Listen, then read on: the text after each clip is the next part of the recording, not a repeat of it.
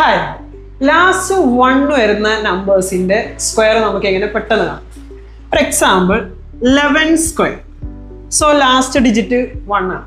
ഇതിന്റെ സ്ക്വയർ കാണാനായി 11ന്റെ തൊട്ടടുത്തുള്ള 10ന്റെ മൾട്ടിപ്പിൾ നോക്കുക. സോ 11ന്റെ തൊട്ടടുത്തുള്ള 10ന്റെ മൾട്ടിപ്പിൾ എന്ന് പറയുന്നത് 10 ആണ്.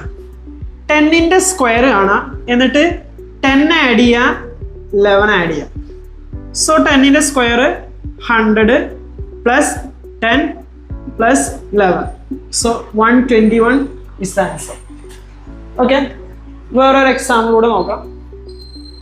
21ന്റെ സ്ക്വയർ എങ്ങനെയാണ്?